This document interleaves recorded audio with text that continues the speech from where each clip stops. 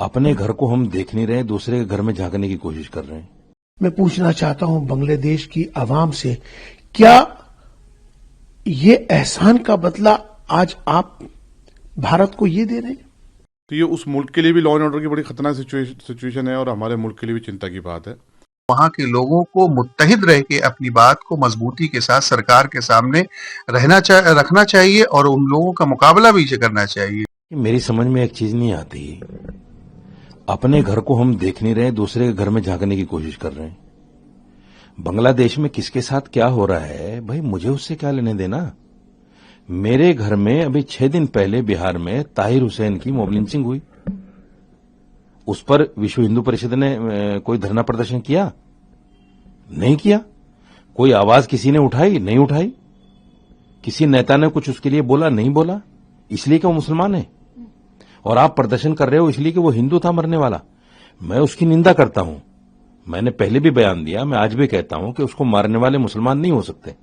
मैं इतना सख्त बोल रहा हूं, उसके मारने वाले मुसलमान ही नहीं हो सकते, क्योंकि इस्लाम इस तरह के किसी को मारना, इस तरह जलाना, उसकी लाश के साथ बर्बरियत करना, इस्लाम कतई इजाजत नहीं देता। इस्लाम तो ये कहता है कि अगर किसी नाहक आदमी को आपने कत्ल कर दिया तो ऐसा है जैसे पूरी इंसानियत को आपने मार दिया। तो ये मुसलमान तो वो हो ही नहीं सकते। देखिए, मेरी समझ में एक चीज नहीं आती, अपने घर को हम देख नहीं रहे, दूसरे के घर में झांकने की कोशिश कर रहे हैं। बांग्लादेश में किसके साथ क्या हो रहा है भाई, मुझे उससे क्या लेने देना।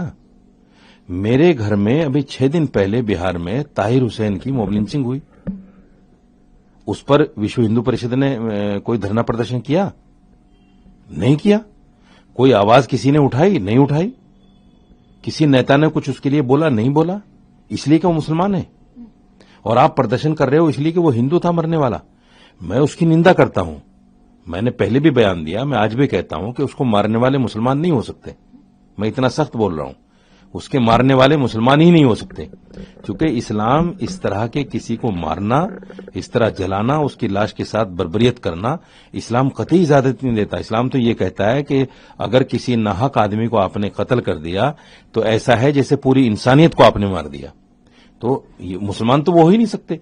जिस तरह से अभी इंसानियत का कत्ल हुआ, अभी जिस तरह से उस बच्चे को उसकी हत्या की गई और उस हत्या करने के बाद उसको नंगा करके पेड़ से लटकाया गया, और जिस तरह से उस लाश की नुमाइश की गई, बहुत दुख की बात है।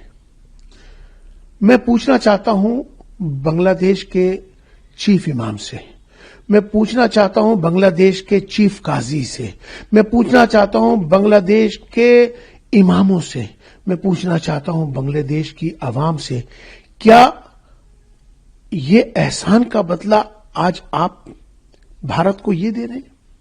भारत ने हमेशा से बांग्लादेश का सहयोग किया, चाहे वो आर्थिक स्थिति हो, चाहे वो व्यापार का मामला हो, चाहे उनका इंफ्रास्ट्रक्चर का हो।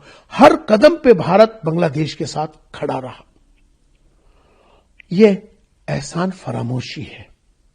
मैं उन इमामों से, चीफ इमाम से पूछना चाहता हूं, क्या इस्लाम का तरीका यही है? इस्लाम बचाने का नाम है, इस्लाम मारने का नाम नहीं है।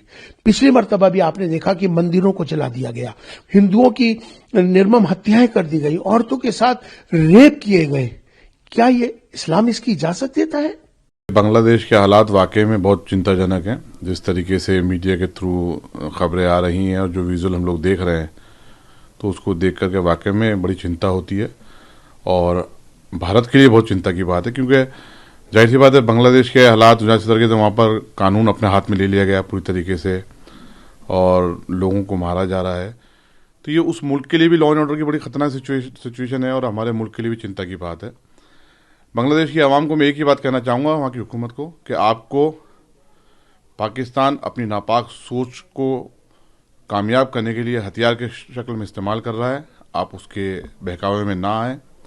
आपका मुल्क बहुत अच्छी राह पे जा रहा था, लेकिन जब से पाकिस्तान की नापाक सोच आप पे पड़ी है और उसकी नज़रें पड़ी है नापाक आपके ऊपर, तब से आपको भारत के विरुद्ध सिर्फ एक हथियार के तौर पे इस्तेमाल किया जा रहा है, जो दोनों मुल्कों के लिए बेहतर नहीं है। बांग्लादेश एक इस्लामिक मुल्क भी है वहाँ पर, तो वहाँ पर किसी भी एक बेगुनाह का कत्ल, पूरी इंसानियत का कत्ल, इस्लाम का एक पूरा प्रिंसिपल फंडामेंटल प्रिंसिपल है।